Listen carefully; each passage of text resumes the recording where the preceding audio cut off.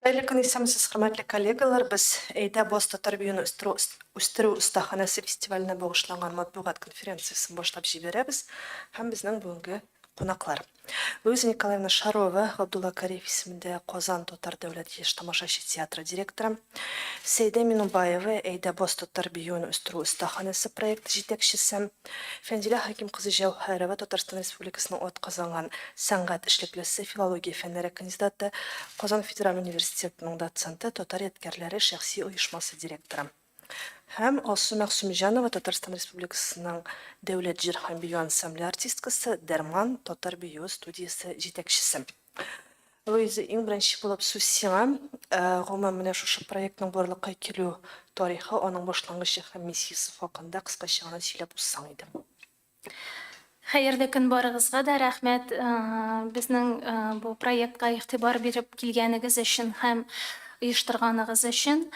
Дөресен генә әйткән вакытта татар биюе буенча безнең калеп кысаларында без инде проектларны моннан берничә ел элек хәтта әле театрга Гүзәл Рәмзиловна килгәнчә кадәр Кариев театрына, мин килгәнчә кадәр үк башланып киткән иде. Һәм ул башланып китте безнең нәкъ менә Алсу белән уртак проектларда бер-беребез белән очрашуыбыз, бер-беребезне таный белә башлавыбыз белән. Һәм бик яхшы хәтеремдә без уздырган идек яшьләр форумына кунакка килүчеләр белән, конгресс оештырган чараларга килүчеләр белән бергә класс-концерт татар биюе буенча һәм ул класс-концертта Алсу нәкъ менә сөйләгән иде, нәрсә ул татар биюе, ни өчен аны менә булай бийләр, аның тарихы нинди һәм киләчәккә нинди перспективалары барлыгы турында. Һәм менә шуннан башланып киткән кызыксыну ул алга таба да дәвам итте. Без калеп кысаларында тагын берничә проект эшләдек. Аннан соң Сәйдә белән Алсу икесе дә шәһәр пространстволарына чыгып, урам пространстволарында килгән кунакларга шәһәребездә яшәүчеләр өчен шулай ук мастер-класслар, остаханәләр оештырдылар. Һәм без инде Кариев театрында оештырырга булдык түгәрәк өстәл татар биюе буенча һәм без анда җыелып белгечләр дә, киң җәмәгатьчелектә шулай ук журналистлар да килгән иде. Без сөйләштек нәкъ менә татар биюенең эченә кереп, аның нәрсә икәнлеге турында һәм ничек иттереп аны бүгенге заман яшьләренә һәм бүгенге заман яңа буынына аны кызыклы итәргә һәм инде фәнни яктан да аны тикшеренү, өйрәнү ягыннан да ничек иттереп алга таба үстерү перспективалары барлыгы турында. Шуннан соң безнең яшьләр театры буларак безнең мәйданчыкта Алсу башлап җибәрде беренче татар студиясын, татар биюе буенча студияны һәм анда безнең менә ел дәвамында язылып аның белән бергә дәресләр үттеләр, остаханәләр үтте һәм инде аның беренче карлыгачлары да бар. Алсу алар турында тагын да ныграк итеп сөйләп үтәр. Шуннан соң без 1-6 ноябрьдә үзебездә остаханәләрне уздырдык һәм бу остаханә кысаларында төрле төбәкләрдән килгән коллективлар белән берлектә нәкъ менә шул фәнни ягы да һәм аның практик ягы да узды һәм алга таба аның шулай ук киләчәге бар дип күрәбез. Һәм инде менә быел без сезне нинди вакыйга уңаеннан җыйдык. Безнең 20-21 май көннәрендә шулай ук Кариев театры мәйданчыгында узачак әйдә Боста татар биюен үстерү остаханәсенең фестивале. Фестивальнең программасы турында ныграк, конкретрак сөйләп үтәрләр. Ул бик бай эчтәлекле һәм кызыклы. Һәм бу проект тормышка ашырыла Росмолодежь яшьләр эшләре буенча федераль агентлык ярдәмендә һәм үзебезнең Татарстан Республикасы яшьләр эшләре министрлыгы белән берлектә. Хәзер инде конкрет бу турыда сөйләшүгә күчәргә кирәк дип уйлыйм. Монда мин сүз дилбегәсен профессионалларга, кызларга бирәм. Сәйдә, сүз сиңа. Әлеге фестивальнең этаплары күпмесе узды. Катнашучылары ничә кеше булачак, ничә бию, кайсы төбәкләрдән, шулар турында барысын да тәфсилләп сөйләсәң иде, микрофонны кабызып. Микрофон. Хәйрле көн. Беренче нәрсә әйтәсем килә, Әйдәбас татар биюен үстерү остаханасы фестивальнең төп максаты татар биюенең байлыгын күрсәтергә. Күп кеше белми нинди татар биюенең төрләре бар икәнен. Шуңа күрә без Әйдәбас проектны белем атнасы белән башладык. Узган ел Кариев театрында 25 катнашучылар, педагоглар һәм хореографлар өчен белем атна узды. Көн сайын катнашучыларга экспертлар һәм остазлар, Рәсәйдән 5 регионнан килгән экспертларыбыз остаханәләрне уздырдылар. Себер татарлары, Астархан, Самара, Пермь, Урал татарлары, татар кряшын биюләр буенча остаханәләр узды һәм Фанзиля Хакимовна безнең экспертларыбызның берсе 2 лекция катнашучыларга укыды. Хәзер бу елы фестиваль Әйдәбас фестивалендә. Әйдәбас фестивале белем атнасына нәтиҗәсе һәм йомгак. Катнашучылар белем атна биткәч үз коллективларга кайтып, яңа татар биюләрне куя башладылар. Һәм 20-21 майда без бу татар биюләрне карый алабыз. Һәрбер теләгән кеше Кариев театрына килеп карый ала бу яңа татар биюләрне. Ягъни бу яңадан махсус менә шу проекттан соң куелган татар биюләре. Әйе. Ничә бию барлыгы куелды менә? 25 катнашучыдан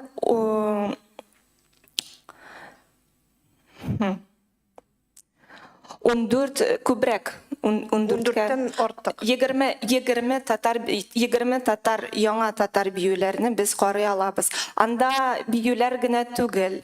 Кемдер экспериментальный формаларны алган, кемдер перформансны куярга тырышты. Төрлечә була. Ягъни жанрлары төрле, ләкин яңа 20 төрле продукт дип әйтегән туды. Әйе. Аңлашылды, бик зур рәхмәт Сәйдә. Яңадан программасы хакында да сөйләп узсаң кыскача гына фестивальнең. Фестивальнең программасы 2 көндә Кариев театрында концерт показдан башлана. 20 майда сәгать 11-дә без бөтен теләгән кеше катнашучыларның яңа татар биюләрне карап ала. Соңрак кичке программасы да була. Кариев театры янында, мәйданда, ишек алдында кичке уен үткәрәбез. Анда перформанс күрсәтергә теләгебез бар һәм безнең тамашачы белән тамаша концертны гына карамый, ул концертна катнаша ала. Әйе. Икенче көне фестиваль төрле паркларга китеп бара. Акчәчәкләр, парк, сквер акчәчәкләр, Кабан күле ярында, Урицкий паркында программалар уздырабыз. Концерт программасы да, җыен уенда күрсәтәбез, мастер-классларны да, остаханәләрне дә уздырабыз. Һәм кич белән 21 майда сәгать 6-да матур итеп гала концерт, Әйдәбас фестиваль буенча гала концерт белән тәмамлыйбыз. Аңлашылды, бик зур рәхмәт сиңа Сәйдә. Фәнзилә ханымның сүз сезгә гомумән татар милләтенең этник төркемнәреннән булган мәсәлән, Астархан татарларының, Себер татарларының биюләре бүгенге көндә ни дәрәҗәдә өйрәнелгән һәм менә экспедициялар уздырыла бит инде аларның күпмедер биюләре торгызыла, яңадан сәхнәгә куела, ләкин менә андагы эшнең күплеге ни дәрәҗәдә әле? Birden әйтеп китәргә кирәктер инде, гомумән менә тегәйсә бу милли бию сәнгатын үстерәбез дип әйтәбез икән, халык биюенә нигезләнгәнен дип әйтәбез инде. әле милли сәнгатьтә бит аның балет сәнгате дә бар. Без бу очракта халык биюенә нигезләнгән турында сүз алып барабыз. Әлбәттә, төрле этник төркемнәрдә сакланып калган биюләрне топламый торып, аларны өйрәнми торып, ниндидер үсешнең шишмә башы юк дигән сүз бит инде ул. Шишмә башы дигән вакытта, менә мин бүгенге көндә хореографлар арасында, Россия Федерациясында, ул татар гына түгел, гомумән хореографлар арасында мин алар белән күп тапкырлар очрашканым, бар төрле конференцияларда исәпләнә, төп татар халык биюенең төп 6 элементы бар дип. Ул 6 элементы бар дип. Гаджевич Тагиров тарафыннан эшләнелгән, ул башлыча Казан татарларын өйрәнеп, ул бит инде биюләр куя, 39 елдан башлап дип әйтик инде бу очракта. Ләкин ул 6 гына түгел, ул әллә 56, әллә 106, әллә ул 200. Бу сорауга җавапны биреп булмый, чөнки без бүгенге көндә татар биюләре антологиясе дигән безнең китабыбыз юк. Китаптан да бигрәк аны өйрәнә торган шәхесләрбез юк. Халык биюләрен өйрәнә торган мәктәбебез юк. Халык биюләрен өйрәнә торган дигән сүз инде экспедицияга чыгып, аны язып, язганны материалга әйләндерү, һәм инде чөнки аны нотацияләү, аның бар үзенең дөньяда кабул ителгән шул 2 төп дип әйтик инде 2 кагазга төшерү ысулы бар.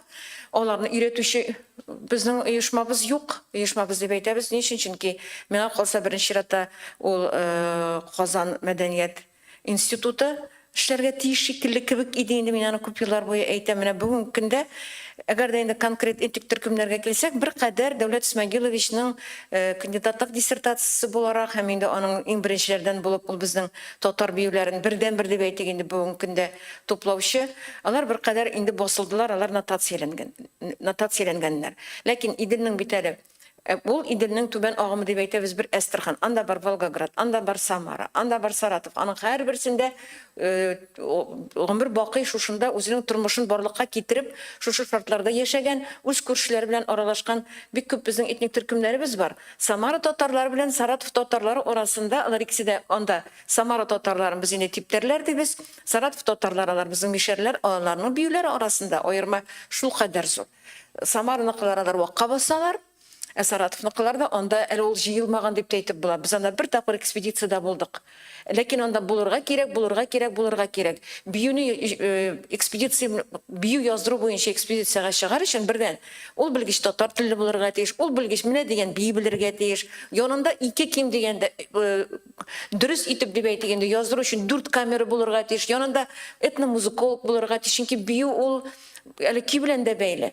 Көйгә, ритмга, тактка хәрәкәтне утырту, аны 4 проекциядан төшерергә кирәк. Рәсемен ничек өстән төшергәндә, яннан төшергәндә, кул хәрәкәте ничек, аяк хәрәкәте ничек. Һәм ул шушы көйгән инде кинең кайсы тактынан ничек урнаштырыла, ул әлбәттә булдыра алмый торган эш түгел, ул булдыра торган эш. Дөньяда менә дигән мәктәпләр бар.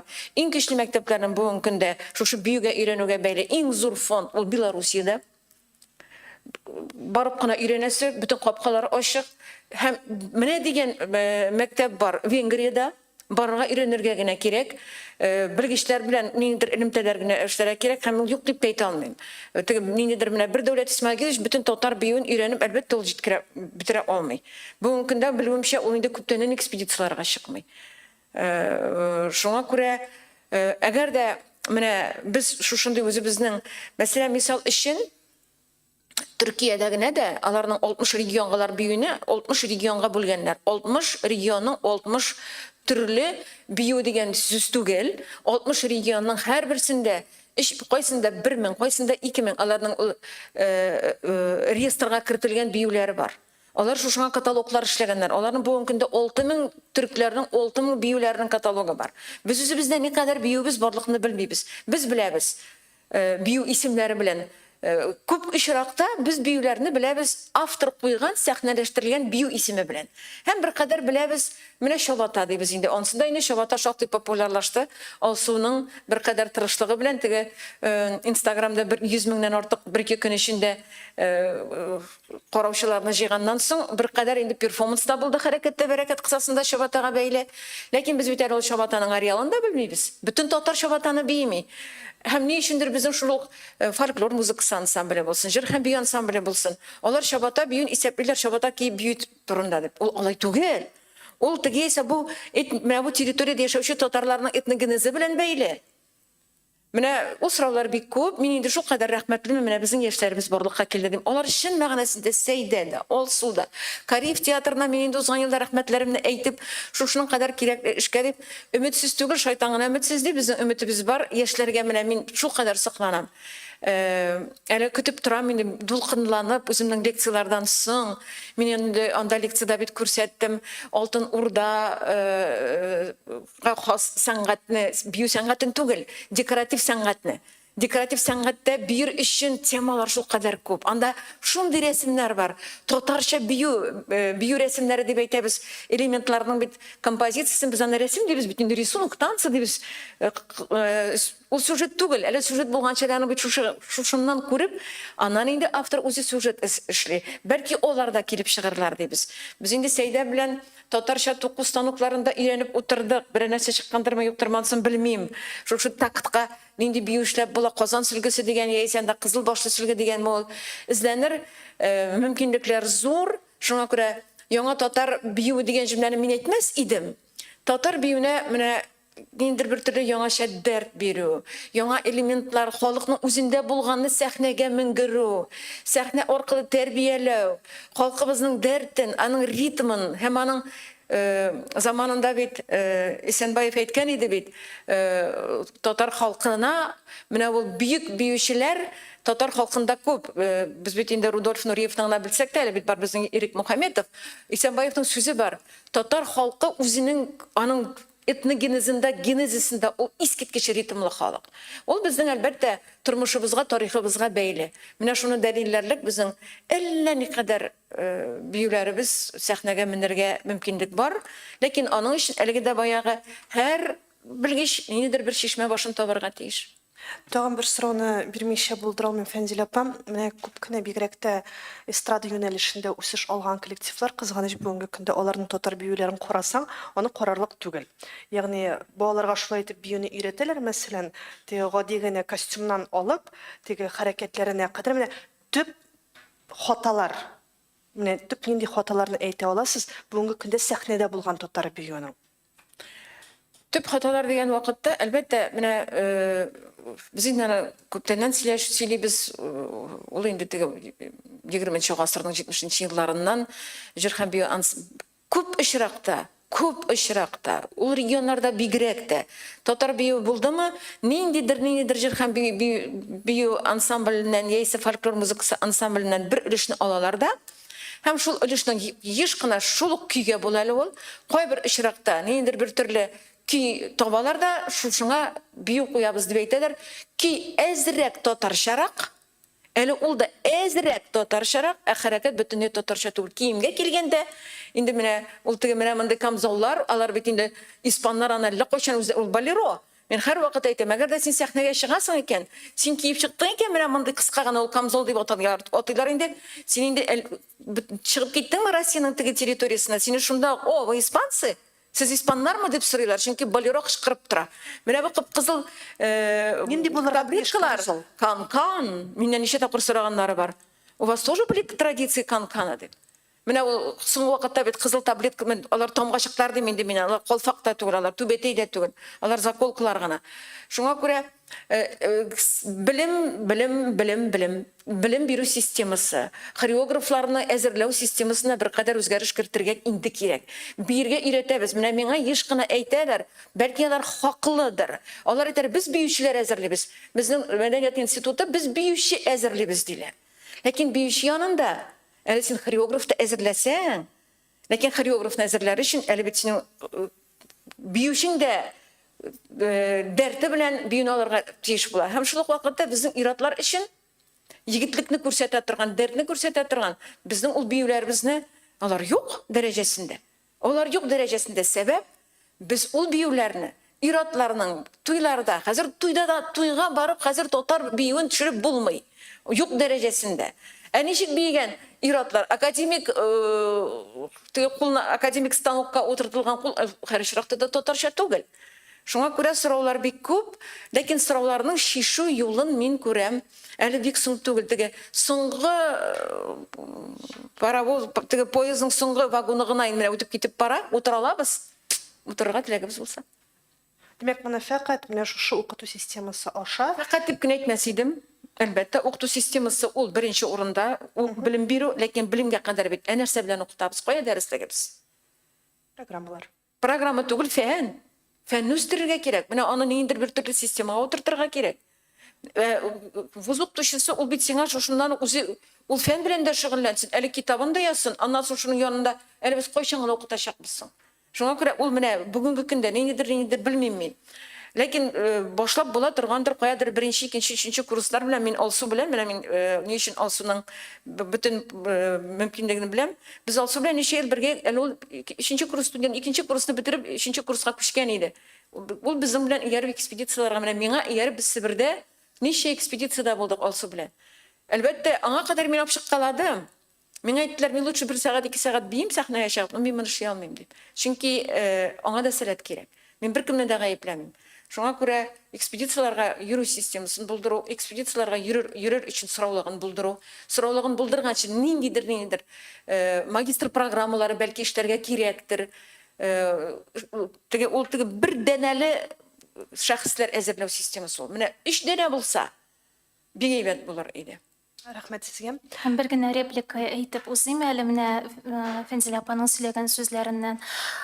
Безнең Кариев театры мәйданчыгы булсынмы, ул площадкасы булсынмы, шәһәр пространстволарына менә бу хәрәкәттә бәрәкәт һәм башка проектлар алар чынлап та яшьләр белән арада күпер салу, аудитория, бүгенге аудитория белән арада күпер салу өчен ул бер ысул гына. Һәм менә бу әйткән сүзләрдә шул кадәр зур дөрестлек бар, бу чынлап та алга грант системасы һәм ниндидер этаплап эшләнә торган система булырга тиеш. Һәм безнең бүген монда җыелуыбызның сәбәбе фестиваль турында гына сөйләү түгел, ә чынлап та менә бу мәсьәләнең бүгенге көндә бик актуаль торганын һәм аңа сезнең ярдәмегез, журналистлар, киң җәмәгатьчелек ярдәме белән аңа йөзне борырга чакыруда. Бик зур рәхмәт, Луиза. Алсу, сүз сиңа. Дәрман Татар бию студиясының барлыкка килү тарихы да бик кызык, ләкин ул турыда бөтен кеше дә белеп бетермәй икән. Чөнки ул Санкт-Петербургтан язган егетләр. Дөресен генә әйткән вакытта ул аңа кадәр безгә әле менә бу класс концерт вакытында ук менә бу яшьләр форумыннан килүчеләр дә бик зур кызыксыну белдергәннәр иде. Һәм менә безнең кызлар белән бик тыгыз элемтәдә эшли Лилия ханым, аның үзенең дә бию нигезе бар һәм үзенең дә моңа карата мөнәсәбәте, карашы бар. Һәм безнең Калеп төркеменә социаль челтәрләргә язалар, Петербургтан да язучылар булды. Ничек иттереп килеп шөгыльләнергә була, Алсуны тотып алып, кайда язылырга мөмкин, Казанда нәкъ менә. Һәм менә бу ихтыяҗның барлыгын без аңлап алганнан соң Алсуның күңелендә теләге бар иде, үзенең инде булган белемен тапшыру. Һәм менә ул шул нигездә әкренләп атлап китте. Алсу, Дәрман Татар бию студиясы турында сөйләп китсәң иде һәм аның яңа сезоны кайчан ачылачак, ягъни яңа, мәсәлән, татар биюне өйрәнергә теләүчеләр аңа ничек итеп языла ала? Исәнмесез барыгызга да. Мин ераграктан башлыйм әле. Студент вакытында мин институтта укыдым. Һәм бөтен системасын беләм. Ничегрәк укыталар, нәрсә. Һәм мин бу беләдрим шикелле татар бию ничек биелә, каян килгән, Гайтагиров турында беләдрим, бөтен нәрсәне беләдрим.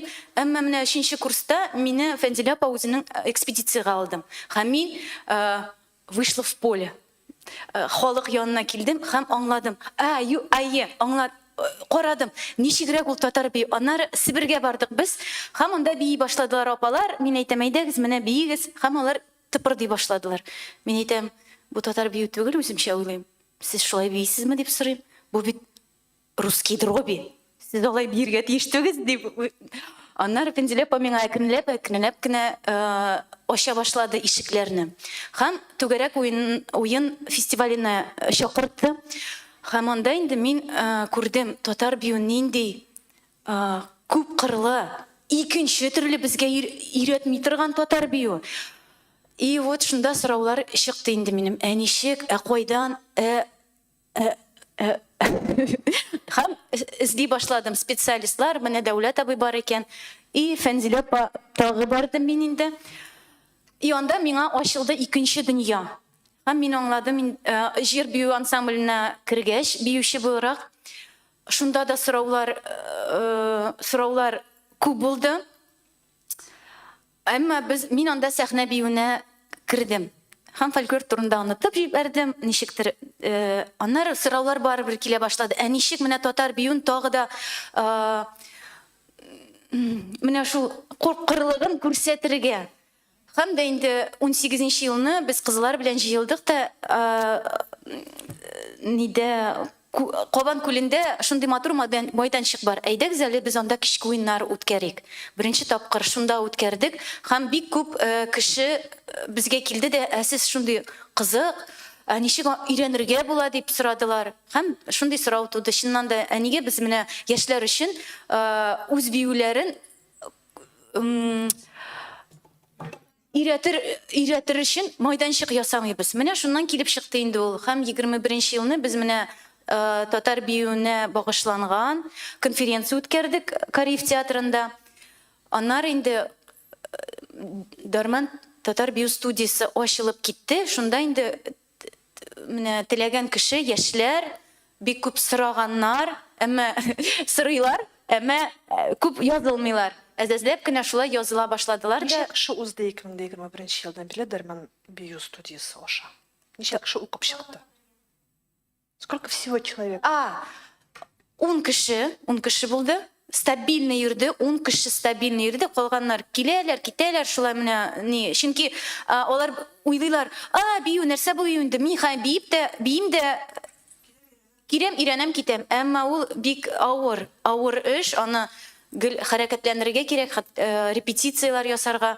Менә шулайрак инде Алла бирсә, менә һәм җәй көне без хәрәкәттә бәрәкәт проектның кысаларында үзебезнең эшебезне күрсәтәбез, тагы кешеләр җыябыз. Менә шулайрак инде. Яңа сезон кайчан башлады? Алла бирсә, сентябрьдән, октябрьдән.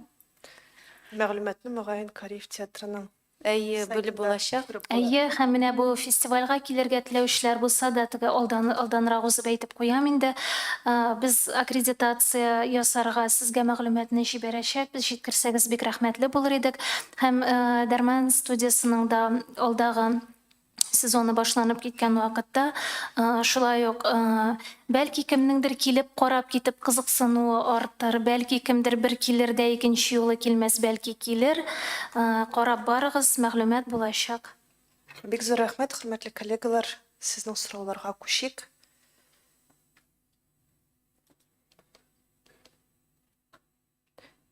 Гомумән әлеге фестивальдә менә шушы фестиваль программасы нинди булса аккаунты бармы, кая карап була менә кызыксынучылар өчен? Әлбәттә, Әйдәбаз проектның официаль группа ВКонтакте сайтында бар, һәм Калип ВКонтакте официаль группада Калип тапшыруда информация табырга була. Программалар демәк шунда. Рәхмәт. Если есть вопросы, уважаемые коллеги, можно и на русском языке также задавать. Несмотря на то, что наши спикеры говорили только на татарском, при необходимости мы можем продублировать. Бик аңлаешлы сөйләгәнсез. Демәк, исегезгә төшеп узабыз 20-21 май көннәрендә Габдулла Кариев исемендәге Казан Татар дәүләт яшь тамашачы театрында Әйдәбаз фестивале булачак. 21 майның 18 сәгатьтә гала концерт. Бу инде төп ябылу тантанасы һәм аңа кадәр әле 20 майда сәгать 11-дә диделәр, әйме? Старт ала төрле мәйданчыклар, шуңа күрә программа белән ВКонтактедагы официаль төркемдә танышып була. Әйе, Татар-информ. Татар-информ Гөлүзә Ибраһимова. Бер моментны гына аңламадым бугай инде, менә монда катнашучылар, бу сездә укып чыккан кешеләр менә әле инде һәр теләгән кеше катнаша аламы? Менә бу бию куелачак дидегез бит, 20 яңа форматтагы тәкъдим ителәчәк представление дигәндә, алар шулар гына булачак, менә тагын читтән килгән кешеләр катнаша аламы инде? Бу елы Әйдәбас фестивалендә узган ел белем атнасына катнашучылар фестивальгә киләләр катнашырга, күрсәтергә, үзләренең яңа биюләрне күрсәтергә. Ягъни менә бу белем алу программасы һәм узган остаханәләр нигезендә нәрсә тудырдылар, алар шуны тәкъдим итәләр быел. Ләкин программа кысаларында бит менә монда сезнең кичке уен татар халык уеннары була урамда диделәр. Димәк, анда гади, менә теләүче кеше килә аламы? Нәкъ менә шуны әйтүебез иде. Ягъни укып чыккан инде узган елгы программада катнашучылар тәкъдим итә продуктны, нинди нәтиҗәгә килгәннәрен. Быел без аккредитацияны ачабыз, журналистларга да, катнашырга теләүчеләргә дә безнең ишекләребез ачык. Дөрес аңладыңмы соравыгызны? Димәк, гади башка кешеләр дә катнаша ала. Менә концерт программаны күрсәтәләр катнашучылар, белем атнасының катнашучылар. Яки карарга бу программаны катнашырга кичке уеннарда, катнашырга җыен уеннарда һәр теләгән кеше килә ала. Ягъни белем бирү программасын үтмәгән килеш сәхнәгә чыгып инде нәрсәдер күрсәтү ул бит әле мөмкин түгел. Анда узган ел белем алучылар, алар инде программаларын күрсәтәләр, нәрсәгә өйрәнделәр. Тагын сорауларыгыз булса, рәхим итеп. Булмаган очракта, алайса без матбугат очрашуыны киңгенә тәмамлыйбыз. Оештыручыларга уңышлар һәм күбрәк аудитория телибез һәм исегезгә төшереп узабыз. Монда килеп укып киткән кешеләр генә түгел, киң катлам татар бию белән кызыксынган, ниндидер кызыксындыру белдергән кешеләр килеп, һәр хәлдә менә шундый кичке уеннарда катнашып, үзләрен бераз гына биюче итеп хис итү мөмкинлеге бар. Шуңа күрә оештыручыларга уңышлар 21 майда күрешербез һәм яңа очрашуларга кадәр рәхмәт.